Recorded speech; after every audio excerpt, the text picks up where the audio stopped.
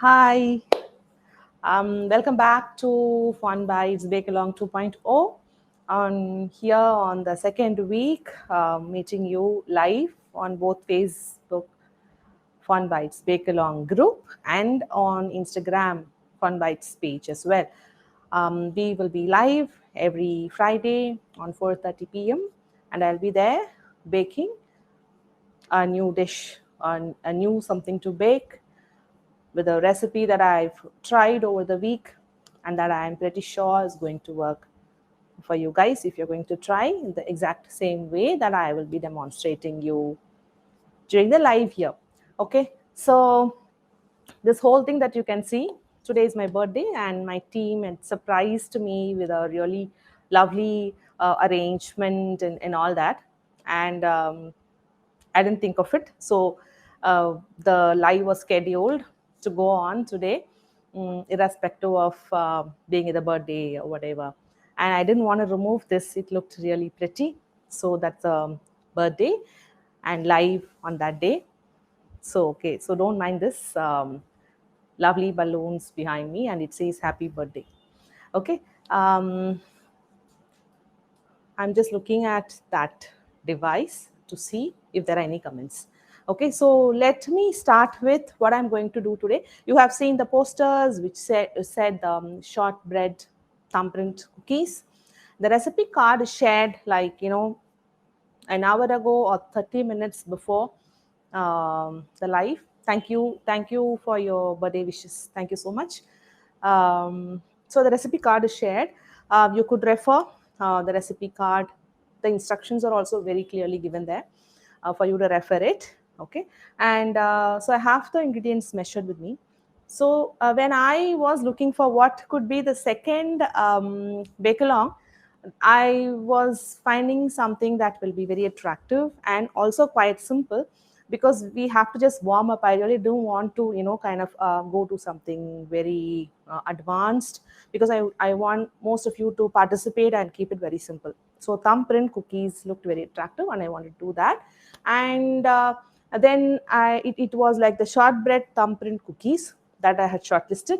And then I also thought shortbread cookies by in itself is a very, very melt in the mouth, buttery and tender cookie. And I wanted everybody to enjoy the cookie as it is.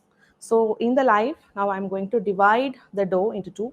Half of it I'm going to make it as thumbprint itself, like the one that is there in the poster. And the other half I am going to make it a log and show you how to bake shortbread cookies as it is. So if you are someone who wouldn't want too much sweetness in the cookie, then you could do the entire portion like the second half, the log part. um, my choice was the log part, the shortbread cookies plain with a buttery flavor just bursting out and melting in the mouth. And then the third version I wanted to also show how else could you have another version to the logged plain shortbread cookies, which I'm going to dip it into the chocolate and show you. So the dipping into the chocolate part and the jam onto the thumbprint cookie part are the attraction to the kids who maybe want some extra flavor to the buttery shortbread cookies. So to begin with the recipe, we are going with the recipe now. The introduction is done. Now I have this baking tray lined with the parchment paper, and you need to preheat the oven to 180 degrees Celsius and keep it running until you are going to put the tray into the oven. Now I'm going to set this aside until I will need this after my dough is made. Okay. Now, then because like I said in the previous bake along the first week, I am cutting down the portions and keeping them like quite small, so you don't have to bake a lot because we are trying out the recipes, learning along the way. So you don't want to have too much portion and feeding yourself a lot of sugar, and then also you don't want to feed your family also a lot of sugar trying to taste test and all that. Just taste a bit and then maybe you could give it out to your friends. Just this is just a concern about eating too much sugar week after week. Okay. So your friends or relatives or neighbors could also get to know how good you bake and all that. It's just an idea. And said that the portion size is pretty much smaller, so I'm not using my KitchenAid bowl. So I have a bowl here, a glass bowl, and then I also have the ingredients next to me, which are the butter, icing sugar. So the butter goes into the bowl first. I'm going to beat that for about 2 to 3 minutes. Okay, and then I'm going to add the icing sugar into the butter, then vanilla, and the last thing will be flour and salt. And that'll be it. It's a pretty simple recipe. The butter is done. I'm going to beat the butter for some time until the butter gets light and fluffy. 2 minutes.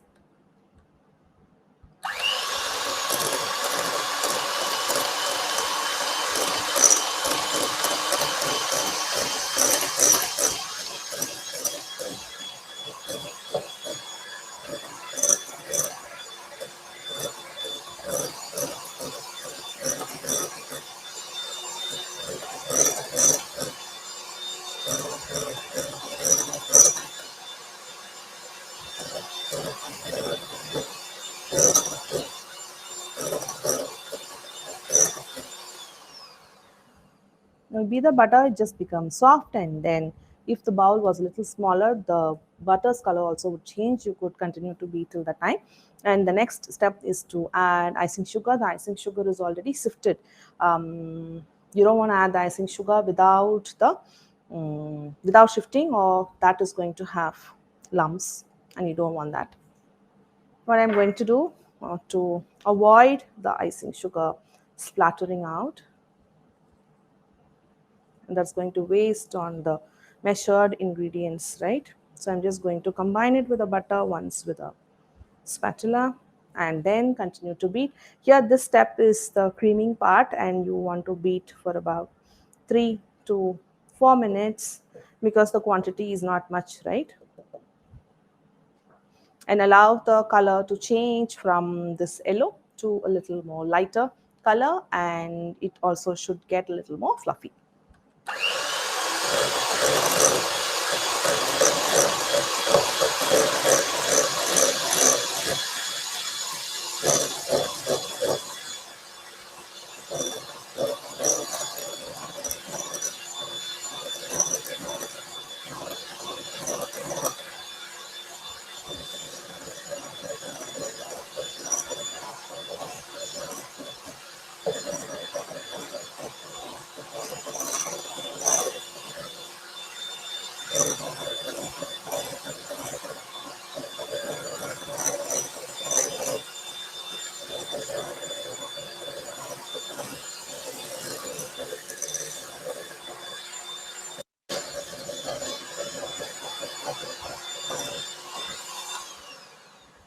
As you see, while I'm using the bowl and a handheld beater, I am rotating the bowl as well, and then I am also moving the beater.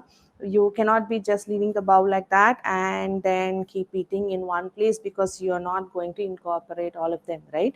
And just by moving this one hand, your working hand, is that all enough?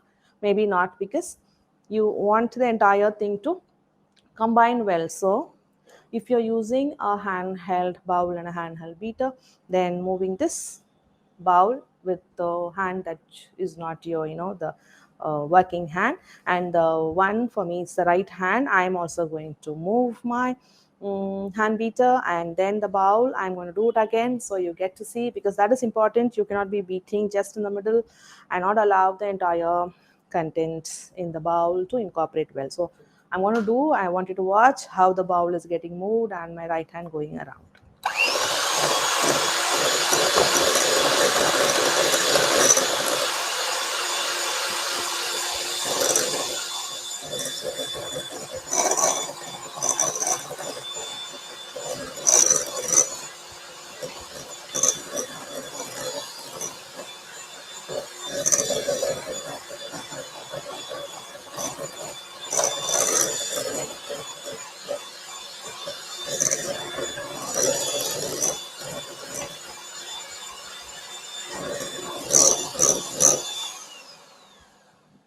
now that's done. Now I'm going to scrape the bowl and put all the ingredients, the butter and the icing sugar in the middle, and then add vanilla and beat that until it gets incorporated. Now it's quite creamy. As you can see, the bright yellow shade is kind of changed. The colors become pale and now it's creamy. And what I have with me is the vanilla extract. And I would like to talk about the vanilla that I have used. It is the pure vanilla extract. And if you're going to use artificial vanilla, then you are going to have a bit of aftertaste, which I don't quite like much. So I prefer using real vanilla extract just in case you are looking for that real butter flavor in the cookie. And if you think you are using an artificial vanilla, then skip that. I prefer that because you don't really want to have aftertaste using not so good vanilla. So I'm adding in the vanilla into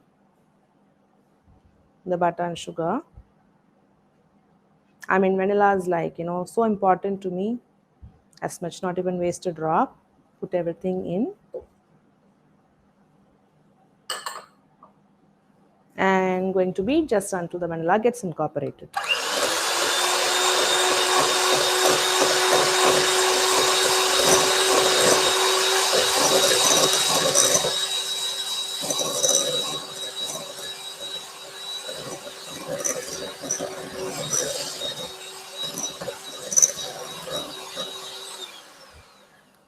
Okay, now I'm going to add salt. Salt to me, to this cookie, I'd like it on the higher side. So it's 1/4 in the recipe. But if you think you don't want too much salt, you can make it 1/8, half of what is there in the recipe. But I like it this way. Too much sweet without salt is like you can't have so much of it. It feels like you have the sugar rush quite quickly. So that's flour added, all of it in, and then the salt is also added in. And then I'm just going to mix it up first. Just a little bit of beating is enough after this, no over beating after this stage. And it's just going to form a dough, don't worry. Now I just want the flour to get mixed up well.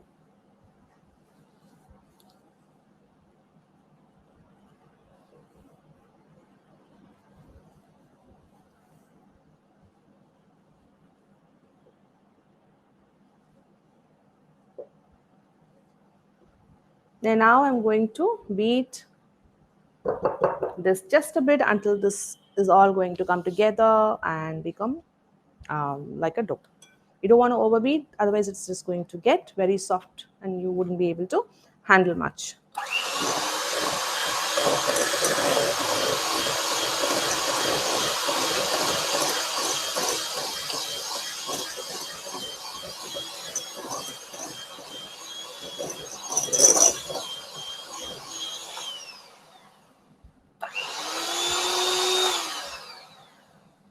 Okay, so that is how it is going to look. I'm going to remove the beater out.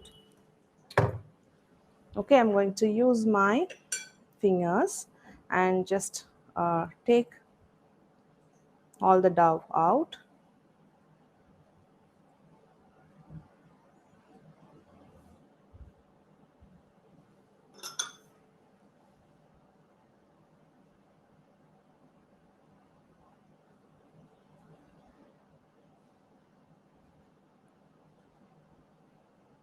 Okay, and then I'm going to put this together. Okay, and overbeating would just soften this dough up because it is a cookie, right? You just want it like a dough that is soft but not overly soft. You just want the shape to be holding.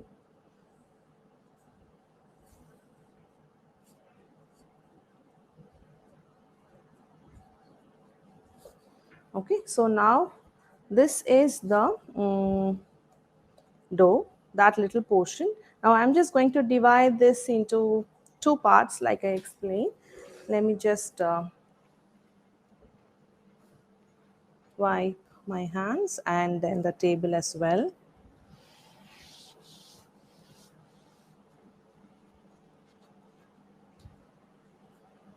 Okay, now let me begin with, I just want to make 6 thumbprint cookies first, and then with the remaining I'm just going to make the log, with which I'm just going to cut them into the cookie shape and show you. So to begin with, like as the recipe is the thumbprint cookies.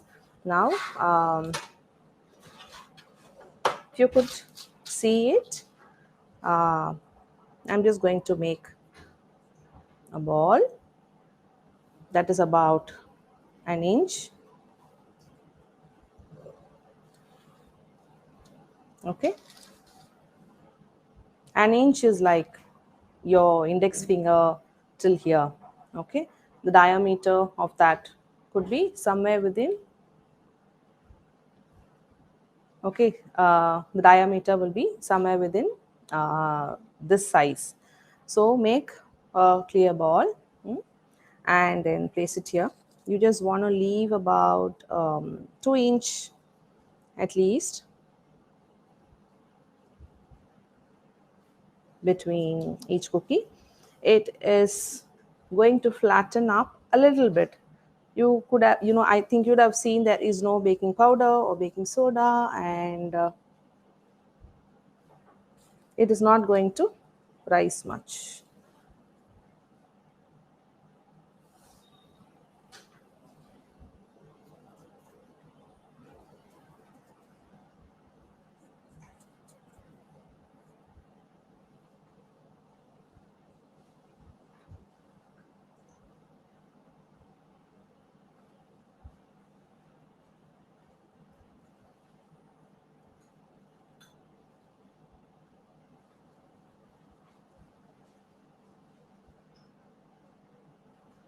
Okay, so the balls are made. Now I'm going to do the thumbprint into this. This I'm just going to leave it aside. Prefer covering it. You don't want that to dry. So now I'm just going to make the thumbprint. Now thumbprint, it looks like, we usually kind of do that, press it down like that. But then by pressing it down, we are going to crack the edges of this cookie. So instead of keeping your finger flat like that, just put it vertical down in, and that will give you a cleaner edge on the outside. By pressing it like this, you're going to crack the sides and make an uneven outside, and then use your index finger to go in and then smooth out. Now instead of this, like I said, flat in, vertical, use your other hand to just gently take this thumb out and use the index finger to just even out the impression that you have made.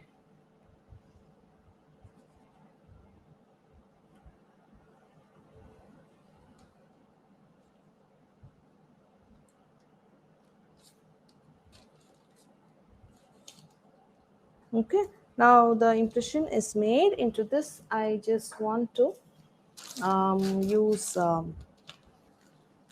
jam to fill. It's a mixed fruit jam. I think the brand is Kisan. You can use your own homemade jam of any fruit, and soften it up. Maybe, if you have the habit of putting the jam in the fridge, and then if it is like too hard, mix it up and then make it soft. And then I also have a piping bag and scissors, which I will be using to fill up.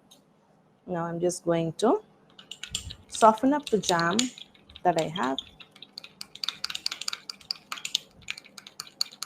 Now if you are going to make the entire batch into thumbprint, you will need a little more jam, that you can decide as you are making.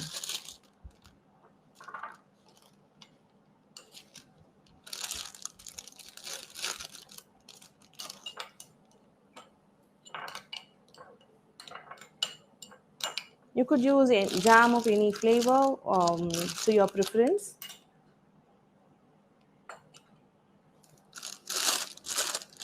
Now I'm just feeling that's just enough for 6 cookies, right? The rest are going to be in log shape.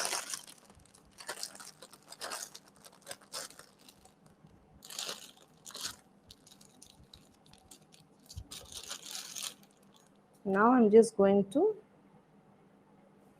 chop the tip and pipe.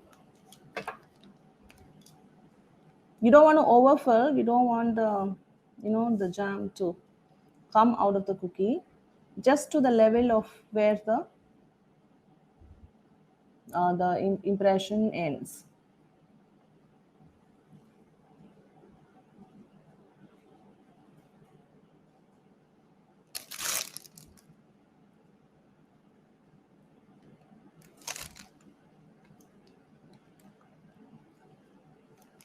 Okay, so this, if you are going to make the entire batch into thumbprint, then the entire tray will be filled with the same thing. Make balls, make the thumbprint, and then fill them with the jam. And now this log part, I need a cling wrap because I'm going to make the shape of the log, and put it in the chiller, like say maybe for an hour or two, after which it will be very firm, and then you need to cut them, which I'm going to show you. So I'm just going to leave this cling wrap. I'm just going to first smoothen out the outside, try and make the log here. So you just want the shape. It could be any size. So if you are going to make the entire batch into this is the second variation. The thumbprint is done. So as the plain shortbread cookies, if you don't want to add additional sweetness, then make this log shape, and it is quite soft, right? Make sure the cling wrap is touching the cookie dough, and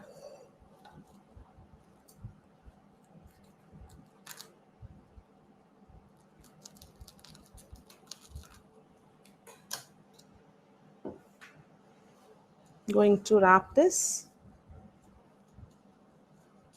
You still have room to kind of work on the shape just in case it's not quite good yet. And now after it goes into the chiller for 2 to 3 hours, and then you can take it out and then cut. Now to show you how to cut and then not keep it waiting for quite a long time until it chills in the chiller. Chiller is the fridge where water just becomes cold, not in the freezer. Okay, not where the water changes into ice. Now this I'm just going to set it aside, and then I'm going to get the other log which was made already and firm now, so I could show you how to cut that. So it doesn't mean I'm using the same thing, I'm repeating. This is soft, this goes into the chiller. I already have made another one which is in the chiller. I'm going to take that out to cut and show once this is firm or how to bake that part.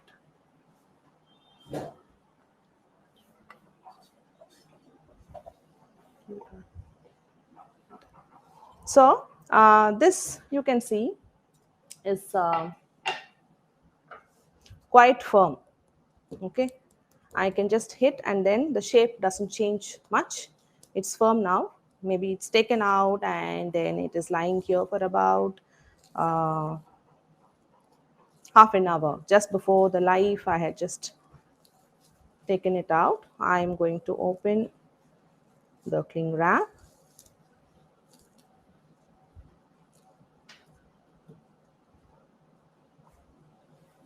Okay, then now I'm just going to use a knife, and then see the thickness I would need is about, I think 3 mm would be good.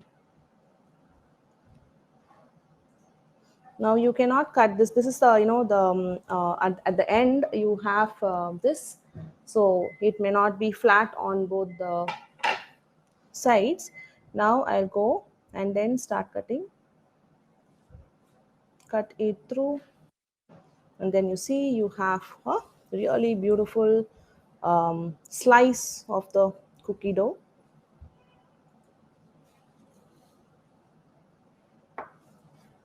Okay, I'm just going to cut and then I'm going to place it. You could maybe, if you are going to cut and then immediately transfer it onto the baking tray, never mind, well and good, doesn't make a big difference.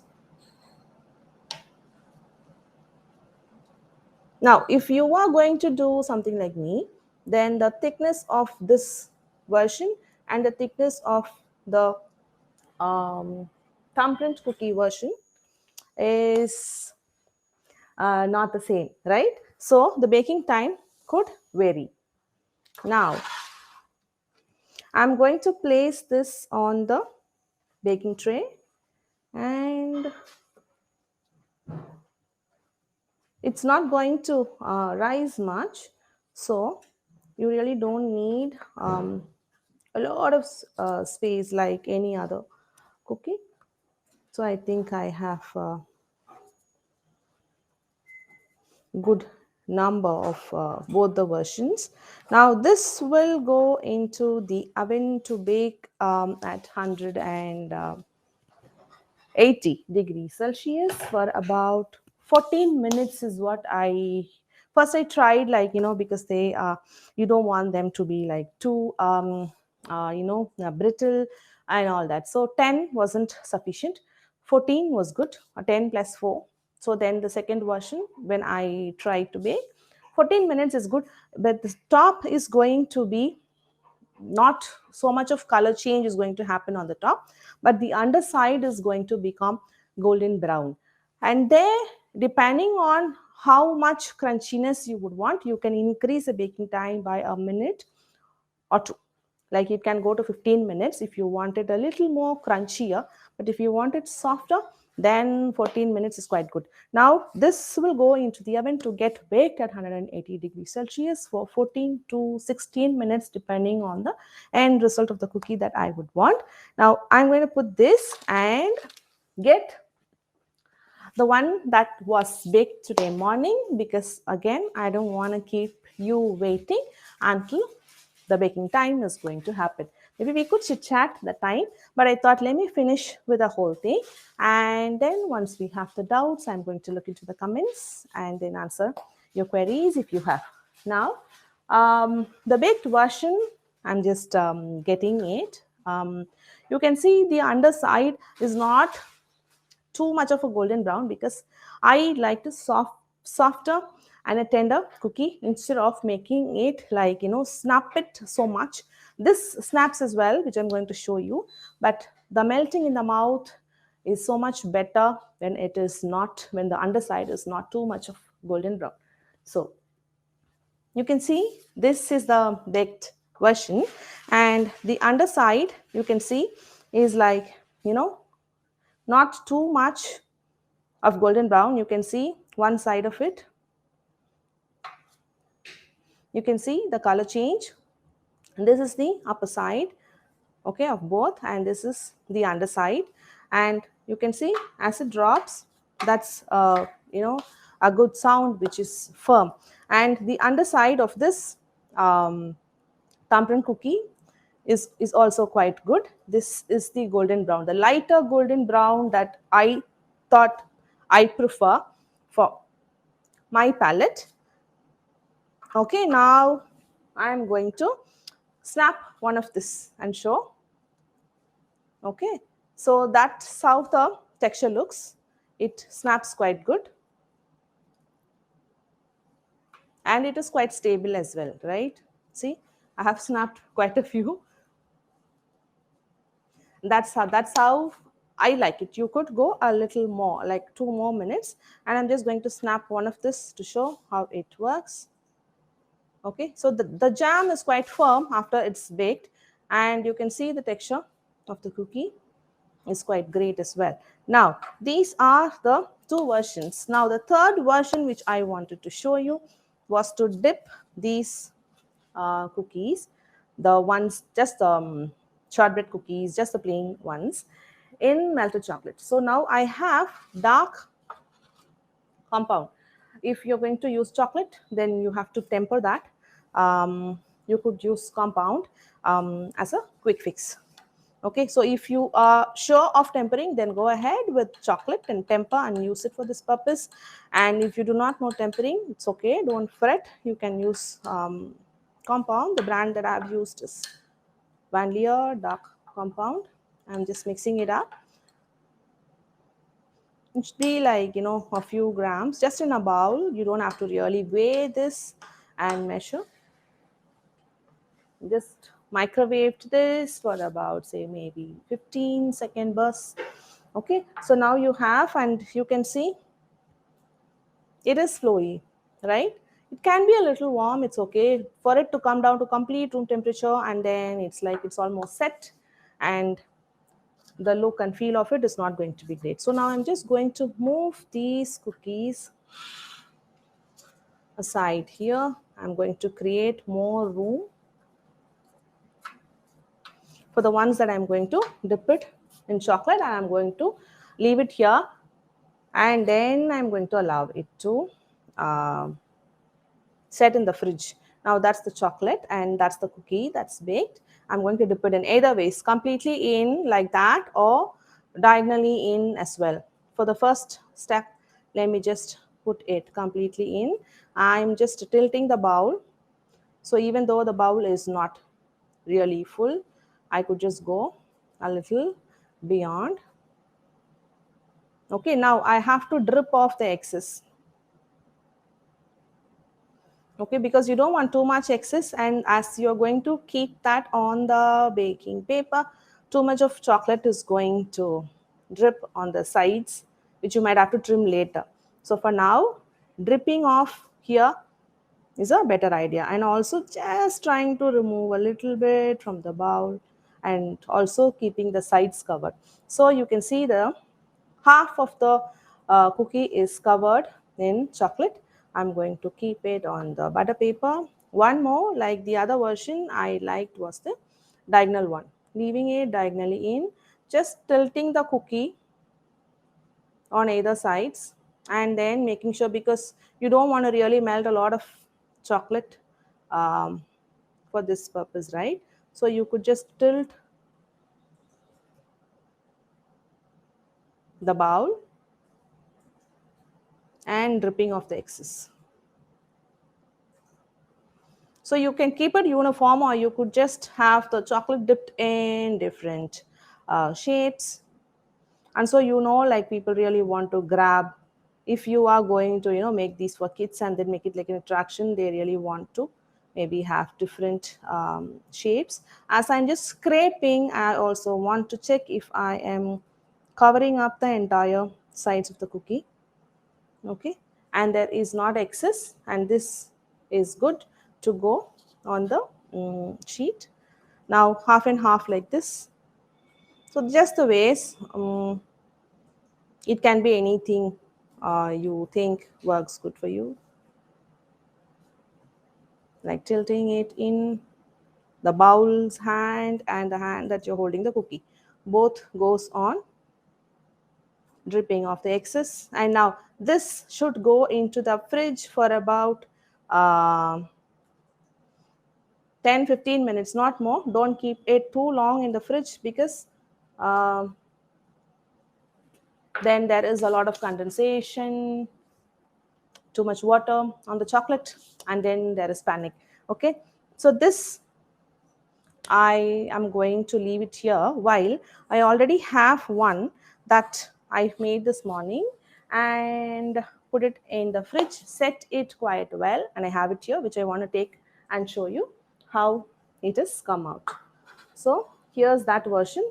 You can see the chocolate is set well. Maybe break one of it. It is still, the snap is happening, and the chocolate is coated on part of the cookie, right? So that is one. And these are the set ones. Like 4 of it, I thought I will set and not wait until these ones are going to set for me to just show you the end of making 3 different versions of the shortbread cookies. One is the thumbprint cookies, this one, and then the plain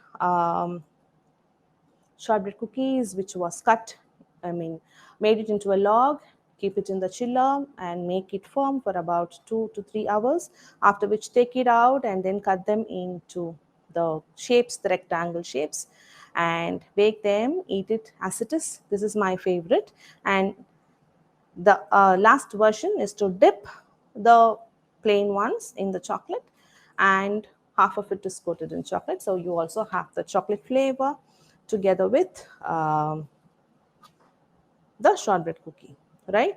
So I think by this we have come to the end of week 2 of Fun Bites Bake Along 2.0 with the thumbprint shortbread cookies. I also had shown you 2 other ways, so totally 3 different ways of making the shortbread cookies.